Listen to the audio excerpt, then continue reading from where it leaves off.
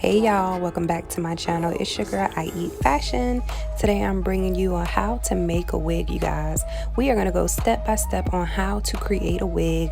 This is using the Ivy's flip over method, and I do have my own leave out in the front, but nonetheless we are going to show you, well, I'm going to show you how I create my wigs and how you could do the same thing. I do have in 4 bundles, so I did use 4 bundles, a 16, a 18, a 20, and a 22, and the company's called AliCoco from off of AliExpress, and this is their Peruvian curly hair. This is how the hair looks. It also came with some mink lashes, but yeah, you guys, we are gonna jump right into it. You guys are gonna need a mannequin head, a mannequin stand if you have one as well, and some pins, a needle and thread, of course, and your bundles, and a cap, of course, a wig cap. It's just like sewing, you guys. It's not hard at all. It's actually self-explanatory. I'm taking my needle and pushing it through the wig cap and around the bundles and bringing it around. So I loop it through the wig cap, around the bundles, and pull it through. Now when I pull it through, I try to pull the needle through the circle that I create, creating a knot. So, and that is what you do through the entire method of creating this wig. The only thing different is when I start off the very first point of the bundle, I like to do that one spot a couple of times just to make sure it's secure and it's not going to be undone or get undone while it's on my head and I'm combing it and being rough with the wig. But again, you guys, that is all you have to do, and you can go under or you can go over. I'm showing you now that I'm going over, meaning I'm starting from the top of my weft and pushing the needle through and looping it around. Right here I'm showing you going under, where I'm starting from the bottom of my weft and pushing the needle through the hair, through the net, and pulling it around, still grabbing the needle when I pull it around in between the loop, creating a knot. So you guys can see how I'm holding the string, it's creating a knot. So that is all you have to do. I'm going to slow it down so you guys can see me pushing the needle through, going around the hair and through my string or my thread, creating a knot. So just like so, and you do this through the entire method of creating your wig. Once again, either way it's going to secure your wig, it does not matter. And what I find is very easy to make this a little more simple is using T-pins. As you guys can see, I have the T-pin holding up the weft while I'm sewing the weft on. Now with sewing my wefts onto my wigs, I don't like to cut my wefts. I like to just wrap them. So I'm going to bend the track, put my T-pin through the track to hold it in its place, and start sewing again. Black rose.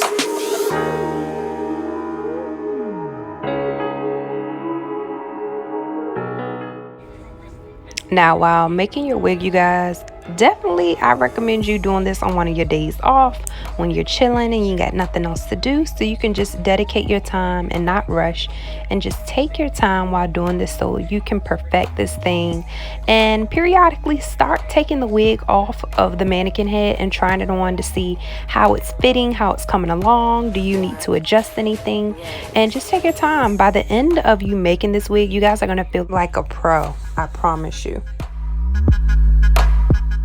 Also, you guys, I know y'all probably wondering why my wig cap looked like that.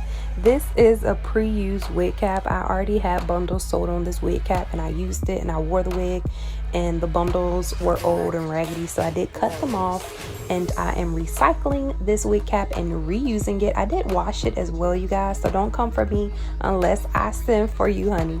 But yeah, you guys, and also the hair store is shut down, closed due to coronavirus, so I ain't had no choice, man. Black rose.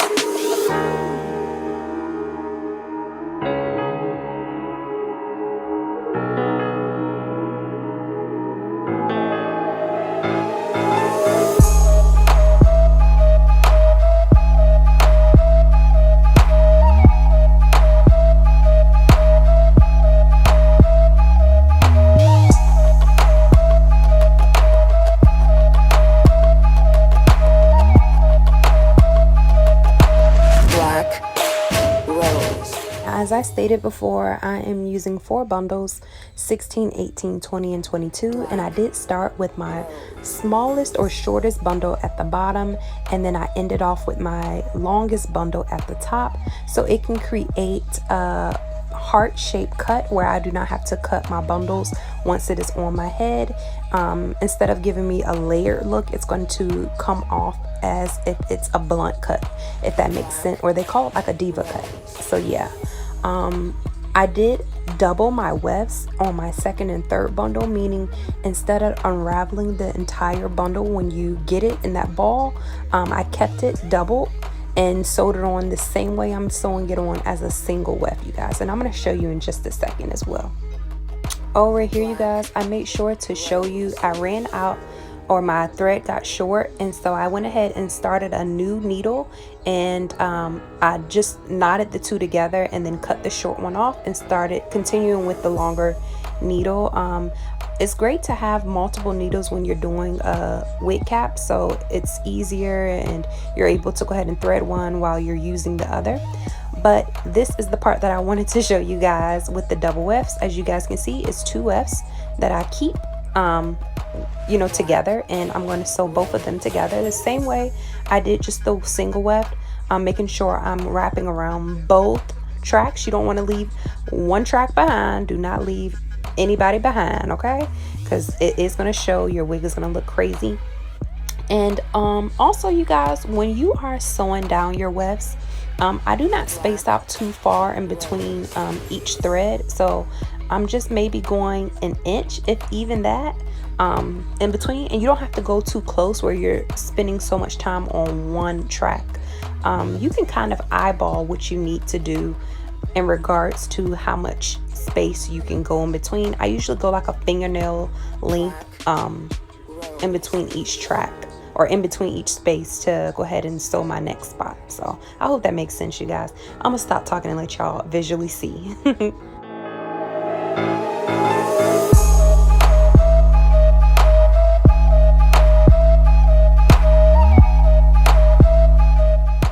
So you guys, when you're sewing at the edge of your wig, this is very important to make sure this part is very neat, because this is the part that's going to be able to show.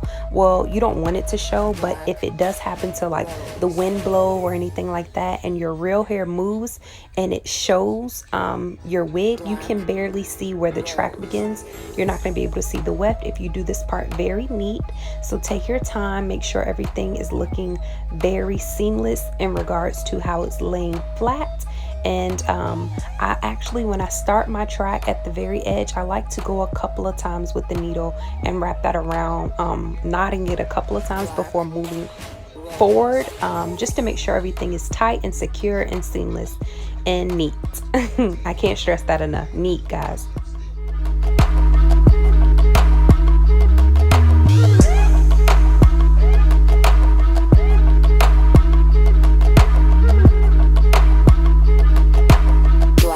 So as you move forward, you guys, and you're getting almost to the end, you should be starting to get a U shape, and that is where the Ivy's flip over method comes into place, where you're going to continue to do that U until you get a shorter amount of hair, and then you're going to lay the tracks straight. So just watch how I'm laying my tracks. This does play a big role, because when your wig is all said and done and you want to be able to flip your hair to either side or wear it in the middle, this is an impact on if you're going to be able to do so. So make sure you're paying attention to how I'm laying my tracks. I'm laying them straight across, making sure they are flat, and laying, just watch, you guys, because I'm horrible at explaining. Just watch.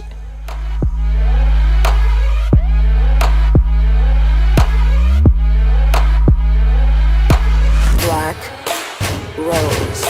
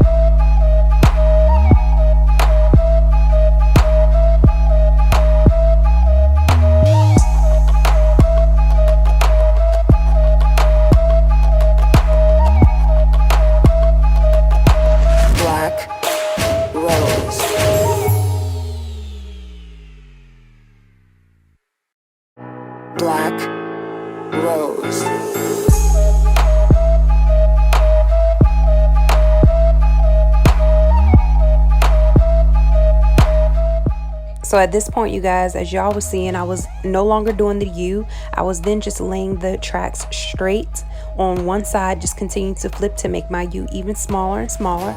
And now I'm going to lay the tracks horizontal to go ahead and cover up the remaining part of that wig cap. And up to the point, you guys, I'm still just flipping my tracks. I have not cut any of my wefts, not any, you guys. And I've used up all of the hair, every single last piece of hair.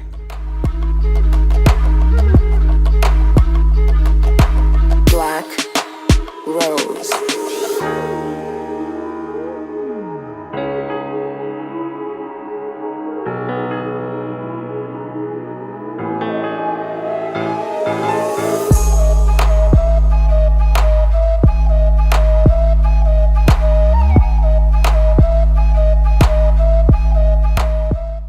If you made it this far to doing your wig, you guys, I know you're probably exhausted. You're almost there. Your fingers are hurting pushing that needle through, and you're probably just frustrated. You want this to all be over with, and you want to be able to just plop your wig on your head. But you guys, don't give up. You're right there at the finish line. Keep on going. Still take your time. Still make sure you're doing everything neat.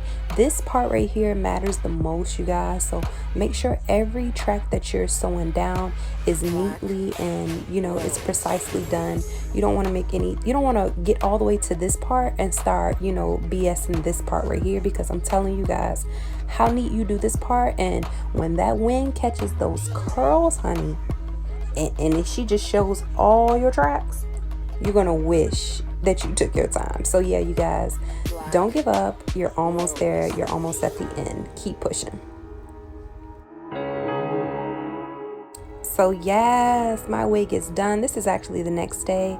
I have installed my wig, you guys. My wig was a little bit too small, but it was because of me using that old wig cap, and I had a frontal in the front of it.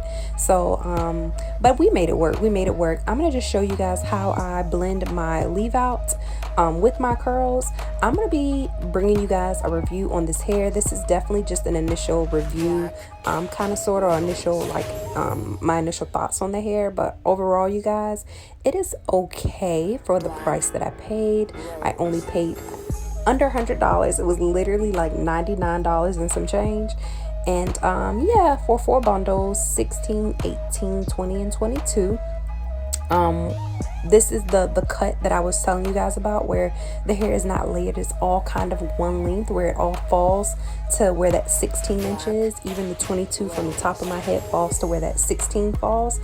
And yeah, you guys, I did have some straggly pieces that were kind of long out of the blue, so I did cut those out. But it did match my curl pattern a little bit. I had to, you know, finesse the game, but it was definitely giving me 4A vibes, 3C vibes, and that is in the ballpark of what my hair looks like.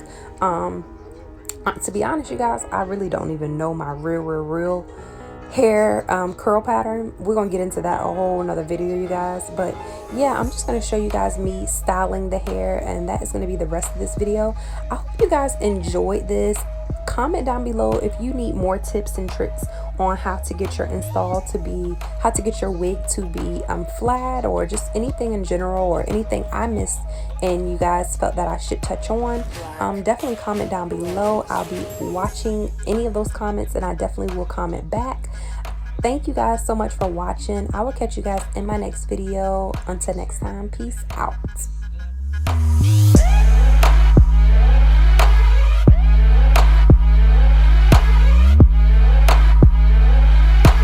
Black rose.